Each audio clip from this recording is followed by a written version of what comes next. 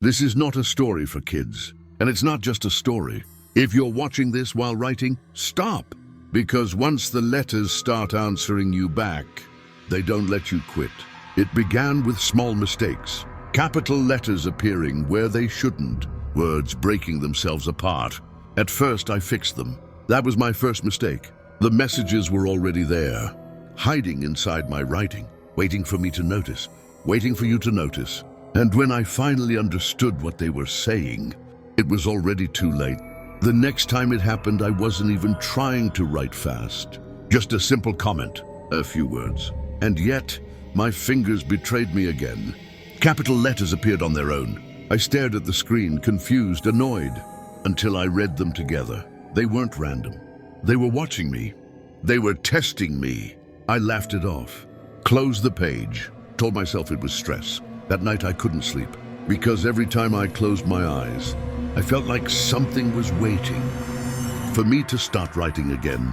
The third message came at school, in class, in front of everyone. My hands stopped feeling like mine. Each sentence I wrote hurt to erase. Not pain you can scream from, the kind that teaches you obedience. The letters rearranged themselves again, clear this time, angry. They weren't asking anymore. They were warning me. I understood one thing in that moment. Whatever was talking to me could reach me anywhere, as long as I kept writing. That night, they followed me home. The room was silent, but my notebook wasn't. Every word I tried to write twisted itself. Every mistake spelled something new, something deliberate. I tried to stop, I really did. But the moment my hand froze, a sharp pressure crawled through my fingers, like invisible nails pressing into bone. Then the message appeared again. Short, cold. They wanted something from me, and I knew. This time, refusing was not an option. I followed their instructions without thinking, not because I wanted to, but because my body no longer felt like it belonged to me. Each time I wrote, my hand moved faster than my thoughts, as if something else was guiding it. The air in my room grew heavy, cold enough to sting my lungs. Then the words changed. They weren't asking anymore. They were preparing me. I realized the truth too late. This wasn't communication.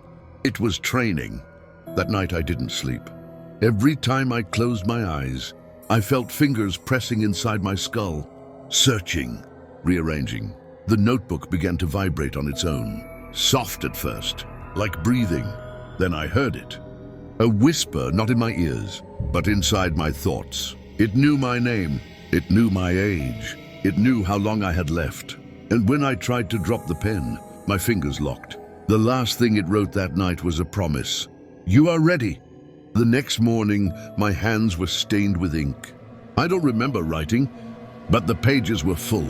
Not words, instructions. My phone wouldn't turn on. The window wouldn't open. Even the clock had stopped, frozen at 3:33. Then the pain returned, sharp, precise, like something correcting a mistake. I realized the truth then. This wasn't possession, it was editing me, and I was running out of pages. I tried to stop writing. My fingers refused. Each letter carved itself into the page, burning like it was etched with a blade. The room grew colder with every sentence. My breath fogged the air. The walls were listening. Then a new line appeared, written before I even thought it. You are almost ready. Ready for what? Behind me, the floor creaked. Slow, heavy. Something had finally crossed over. I didn't turn around. I couldn't. The pen moved faster now, scratching like it was racing against time. My name appeared on the page, written in a way I had never written it before. Then another sentence followed. Once you finish, we wake. The tendrils beneath the floor pulsed. The house groaned like it was breathing. From the corner of my eye, I saw the shadow stretch. Too tall, too wrong to be human, it whispered without a voice. And somehow, I understood every word. The lights went out, not slowly. All at once, in the darkness, the pen kept moving. I tried to drop it. My fingers wouldn't open. Cold breath touched my ear, and the paper filled with one final line. You are not the first. The floor split open beneath the bowl. Something massive shifted below the house. Then I heard it. Not a sound, but a heartbeat coming from underground. The air thickened, I could barely breathe, yet my mind raced faster than ever. The writing didn't stop. It was no longer mine.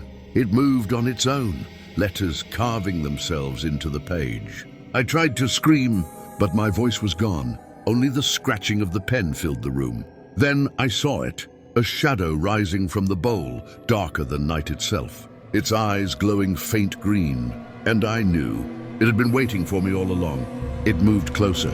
I couldn't see its form clearly, only the green fire of its eyes and the endless darkness that trailed behind it. Every instinct screamed at me to run, but my body stayed rooted. The pen in my hand scribbled faster, words forming commands I didn't know I knew. And then I realized it wasn't just observing, it was guiding me, forcing me into the ritual, forcing me to become part of the war I had feared. The blood on the floor shimmered unnaturally, splitting into streams that reached toward me, as if alive, seeking the power my hands now held. Every heartbeat echoed like a drum in the void, reminding me of the price I had paid. And then I felt it, the presence of another necromancer, older, stronger, someone who had mastered death itself. His eyes burned like ice and fire combined. And I knew in that instant, my training, my struggles, were nothing compared to him. The necromancer's hands moved like lightning, tracing sigils in the air that hummed with death. I was frozen, caught between awe and terror, as shadows twisted and writhed around us.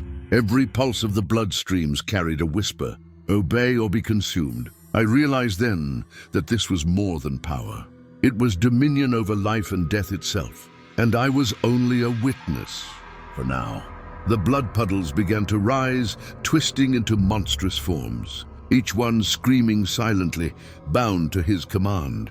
I could feel their hunger, their rage, their despair, and the necromancer smiled as if savoring a symphony of torment. Every tendril reached toward me, yet he held them at bay, showing the full extent of his dominion over the dead. I was no longer just a spectator. I was part of something far larger, far darker, and I could feel the war of the dead stirring. The necromancer's eyes burned like emerald fire, and I realized he wasn't just summoning the dead. He was bending them, shaping them, making them extensions of his will. I could feel the pull of their power, whispering secrets older than time itself. I wanted to run, but my legs wouldn't obey. Every nerve in my body screamed, yet a part of me hungered to see what came next. The war of the dead was no longer a story. It was happening here now, and I was trapped in its eye. He finally looked at me, not like a master looks at a servant, but like a craftsman examining unfinished work. "You survived the writing," he said, though his lips never moved. Most don't. The shadows around me tightened, testing my fear, my resolve. I felt something open inside my chest, not my heart. Something deeper.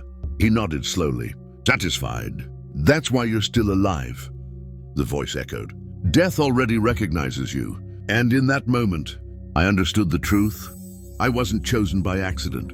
He raised his hand, and the room folded inward. Walls bending like wet paper, memories that weren't mine, poured into my head. Faces I had never seen, deaths I had never lived. "Every war needs a memory keeper," the voice said. "One who remembers the dead. When the world forgets them." I fell to my knees, not from pain, from weight. Because now I carried thousands of names, and they were all screaming to be written. The screaming stopped all at once, not because they were gone, but because they were waiting. The necromancer lowered his hand, and the weight inside me settled, cold and permanent.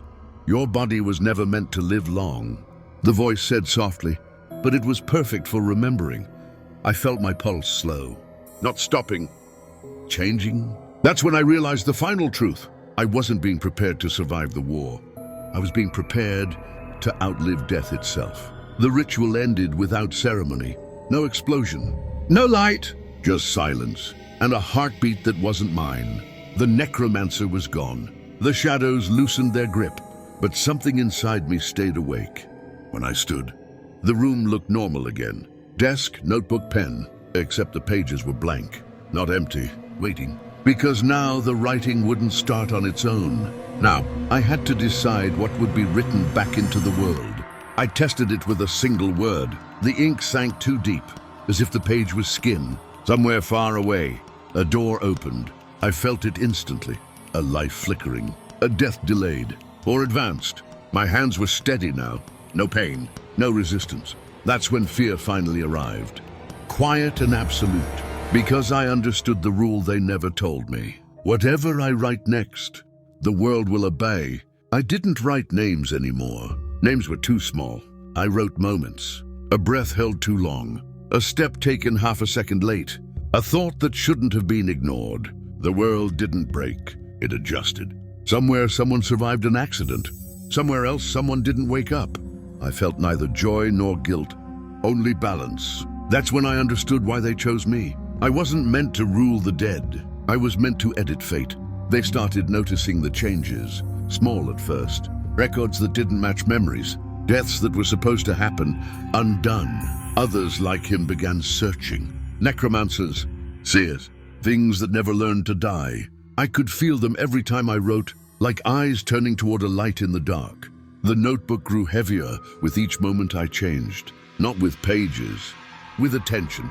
That's when I knew the war had already begun. And this time, they weren't coming for the dead. They were coming for me. I stopped trying to hide.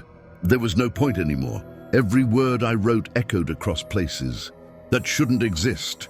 Grave soil kingdoms, cities built from memory, wars waiting for permission to start. They sent warnings first, dreams that weren't mine, voices speaking in languages older than death. But I didn't stop writing, because I finally understood something they didn't expect. I wasn't trapped in the notebook. The notebook was trapped with me. And if a war was coming, it would be written on my terms. They thought the war would begin with screams. They were wrong. Wars don't start with noise. They start with a single decision.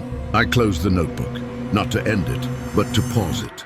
Because now I know something they fear more than death. I know how to write them out. And if you're still watching this, if your eyes made it this far, then you're already part of the story. So listen carefully.